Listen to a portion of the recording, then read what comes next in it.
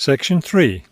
You will hear a conversation between a university student and a librarian about using the city archives.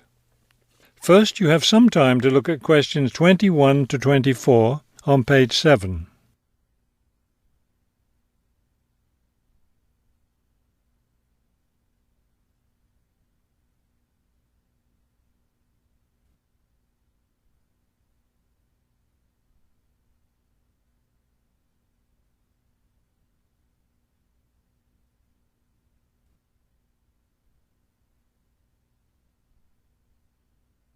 As you listen to the first part of the conversation, answer questions 21 to 24. Hello. I was wondering if you could give me some information about using the archives? I'd be happy to. Are you a resident of the city? Actually, I live just outside the city, but I study at the university downtown. That's fine.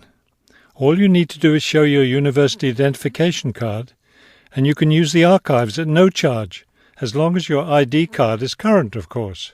Yes, it's valid. So I don't have to pay anything? No, city residents pay an annual fee, but students can use the archives for free. Everyone else needs to get special permission from the director, but that doesn't apply to you, of course. Oh, good. I was also wondering about the schedule. I have classes every day, Monday through Friday, and I also have a part-time job, so I could really only use the archives on weekends.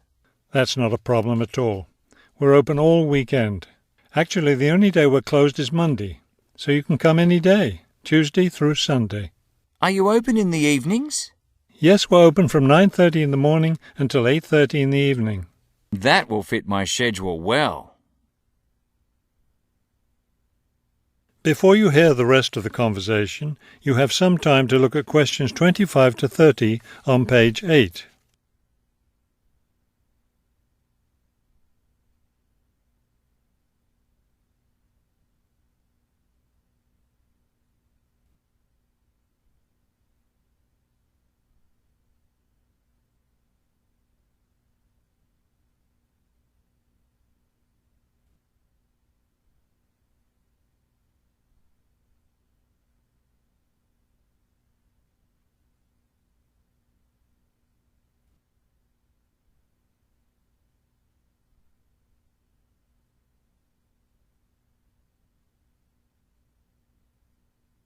Now listen and answer questions 25 to 30. Is there something else I can help you with? Yes. One thing I'll be needing to see for one of my class projects is old photographs. Do you have photographs of the city in the 19th century that I could look at? Yes, we store all the photographs in the basement. Those stairs over there will take you down to the photography collection. Just tell the librarian there what you're interested in, and he'll help you. Those would be 19th century photographs? Yes, the entire collection is there. Now, if you're interested in seeing documents from the 19th century, those are right here on the ground floor. I would like to see some of those documents. Does that collection include newspapers too? No, all the newspapers from the earliest ones in the 18th century up to the current time are on the second floor. Here, let me just give you this map of the archives, and you'll be able to find whatever it is you need. Thank you. Oh, I see you have a whole room devoted to maps. Yes, on the third floor. That's great, because one thing I need to do is look at how the city has developed over time. I'm sure you'll find a lot of helpful information there. Of course, some of the maps are several centuries old, so generally visitors are only allowed to see photographic reproductions of them. That shouldn't be a problem. What's this on the fourth floor? Ogden's Woolen Mill. As I'm sure you know, Ogden's Woolen Mill was the major entity responsible for the growth of this city in the 19th century. The Ogden heirs gave money for the archives to devote an entire floor to information about the history of the mill. Will I be able to find information about the Ogden family there? Photographs, personal papers, things like that? Probably the family photographs are stored downstairs in the photography collection. The personal papers would be on the fifth floor, where we keep all the personal papers of famous residents of our city. Thank you so much for your help. I'll be able to do a lot of my research here. That is the end of Section 3. You now have half a minute to check your answers.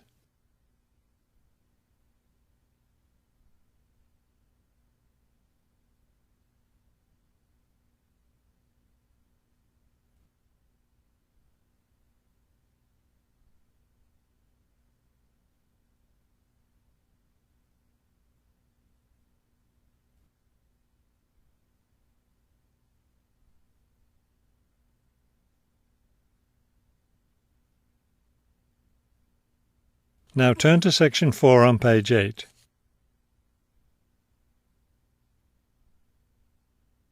Section 3. You will hear a conversation between a university student and a faculty advisor about the requirements for the student teaching semester.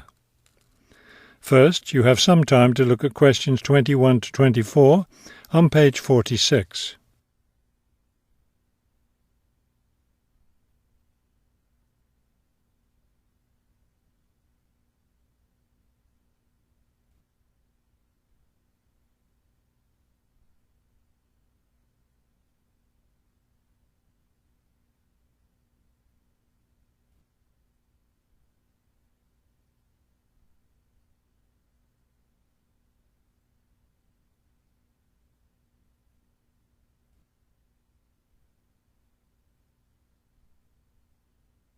As you listen to the first part of the conversation, answer questions 21 to 24. I'd like to go over with you today some of the requirements for your student teaching, which you'll be undertaking next semester. I'm really looking forward to working in a real classroom and teaching children, but I'm nervous about it too. One of my roles is to provide you with whatever support you may require.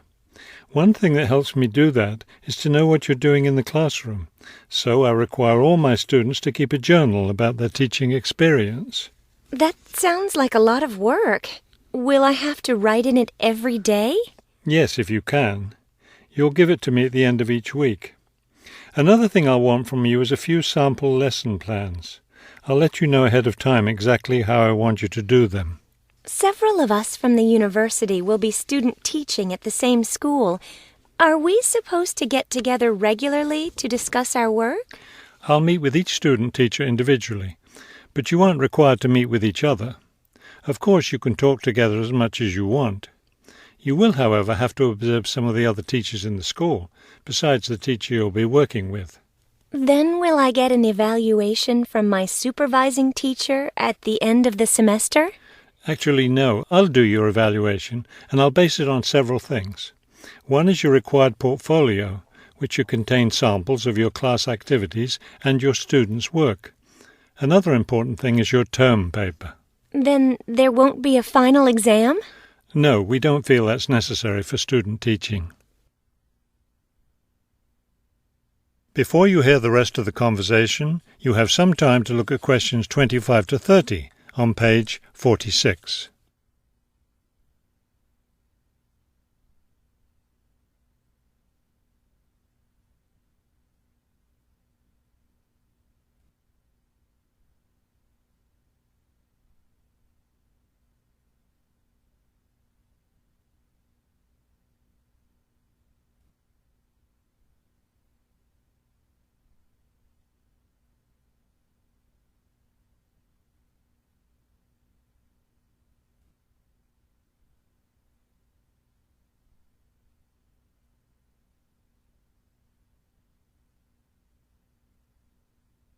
Now listen and answer questions 25 to 30.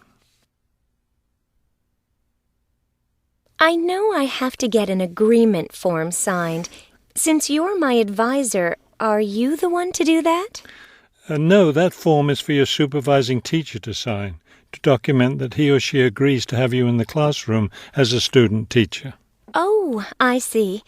I'm concerned about the term paper I'll have to do and the evaluation process. I'm not sure I understand what I'm supposed to do. Regarding the term paper, the first thing is to choose a topic. It should be related to your teaching work.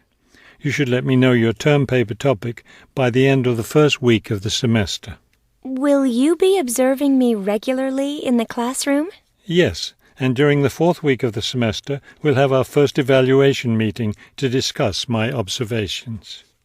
One thing I'm really looking forward to is the student-teacher conference that the university puts on every year. I'm glad you're looking forward to it. Of course, everyone in the program is required to attend.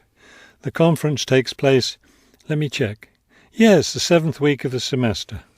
When will I have to turn in my term paper? The term paper is due by the end of the 14th week of the semester. Then during the 15th and final week, we'll get together one last time for a semester review.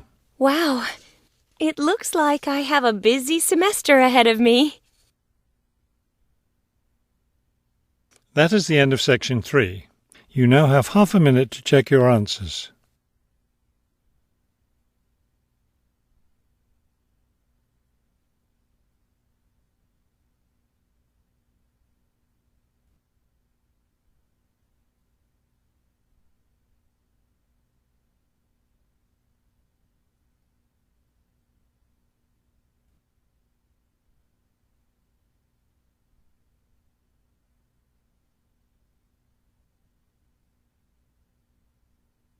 Now turn to section 4 on page 47. Section 3.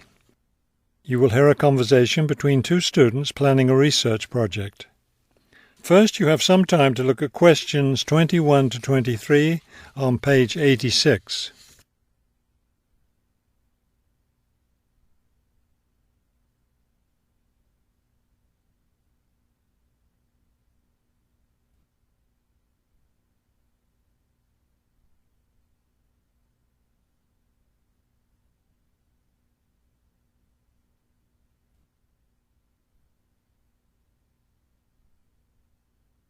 As you listen to the first part of the conversation, answer questions 21 to 23. We'd better start planning our research project because we don't have much time left before it's due. I know, only 3 more weeks. Is that all? I thought we had more time than that. Well, let's get to work then. Okay, so we agreed we're going to interview shoppers about their spending habits. Did we decide to conduct our interviews at the department store? We haven't decided anything definitely yet, but I think the shopping mall would be a better place. We'd get more of a variety of shoppers there. Yes, that's a good point. So let's do that. How many interviews did the professor say we had to complete? She said at least 30. That sounds like a lot, doesn't it? Yes, but if we divide it up between the two of us, that's just 15 each. That's not so bad. Before you hear the rest of the conversation, you have some time to look at questions 24 to 30 on page 86.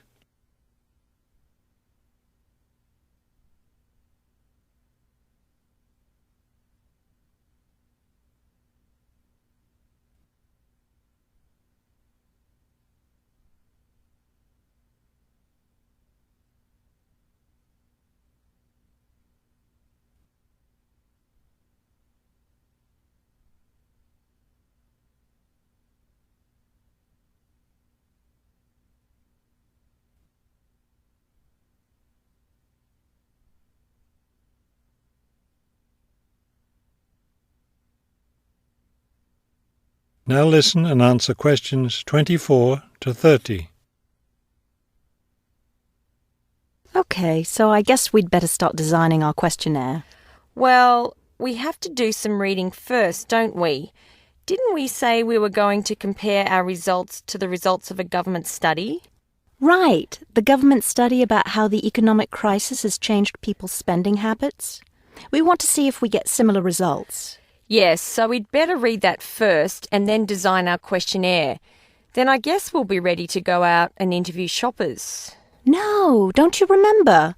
The professor said she had to approve our questionnaire first before we actually conducted the interviews. Oh, right. So we'll get her approval and then conduct the interviews. I think it's Saturday would be the best day for the interviews because everyone's out shopping then. Right. We'll do it on a Saturday then. And let's also plan to get together the next day to analyse the results. It's best to do that while everything's fresh in our minds, don't you think? Sure, that sounds like a good idea. Okay, so then we're going to have to present our results to the class. Do you have any ideas for that? It's an important part of our grade, so I think we should plan it well. Well, I think the obvious thing is to prepare some charts showing our results and how they compare with the government study. That will help make the information a lot clearer to the class. Right. Okay, so we'll draw up some charts of the results. And then that's it. All that will be left to do is give the class presentation. Do you think we can be ready on time? I sure hope so. Let's get started now. That is the end of section 3. You now have half a minute to check your answers.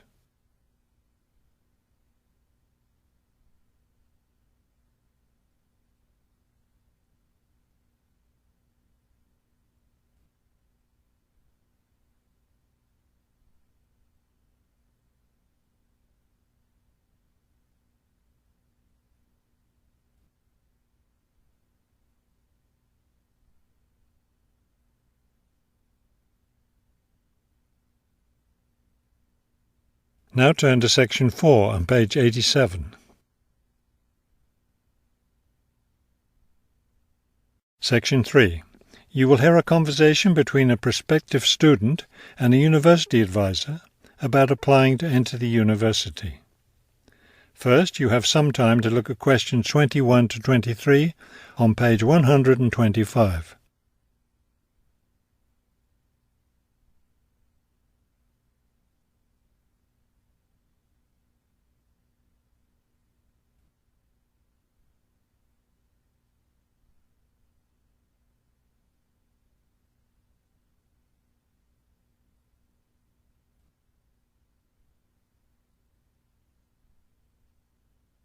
As you listen to the first part of the conversation, answer questions 21 to 23.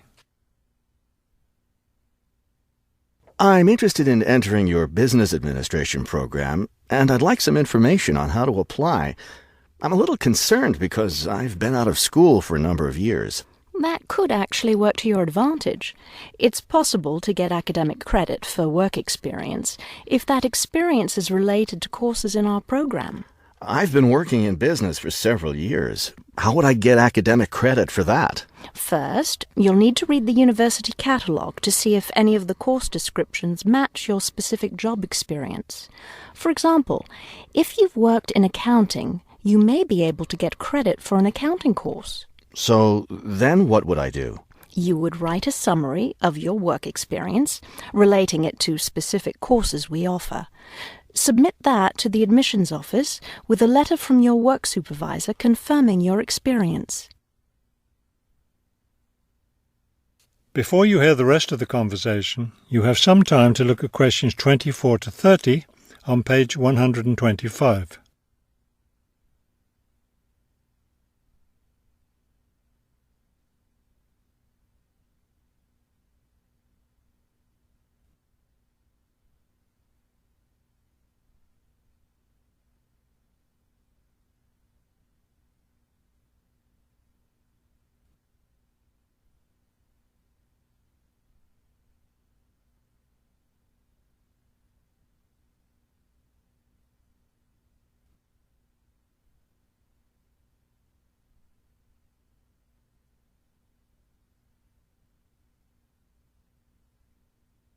Now listen and answer questions 24 to 30. Would I submit those things at the same time that I apply for admission? That would be the best idea.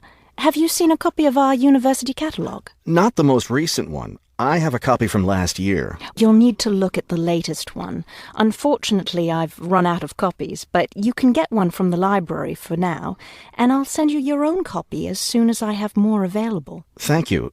How does the admissions process work? Well, first you'll need to get an application for admission. Those are available in the admissions office. The application form contains all the instructions you'll need. That sounds simple enough. Of course, you'll need to make sure you meet all the admissions requirements. How can I know what those are? We have copies of the requirements lists for all university programs here in the Counselling Centre. I'll give you one before you leave today. Will I need to get recommendations from my employer or former teachers? Oh, yes, you will. The recommendation forms are available in the admissions office.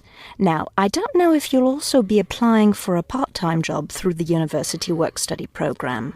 I'm considering that. How can I find out what kinds of jobs are offered? You can access the job listings from the computers in the library. Are you planning to study full-time or part-time? I want to be a full-time student. Good. Then you'll qualify for the work-study program. Part-time students aren't eligible. As a full-time student, would I be eligible for a free bus pass? No, unfortunately, we don't have those available for any of our students. However, you can apply for financial assistance to help pay for your books or for your tuition. I'd like to look into that. Do I apply for that at the admissions office? No, that's through us. You'll need to make an appointment with a counsellor. That is the end of section 3. You now have half a minute to check your answers.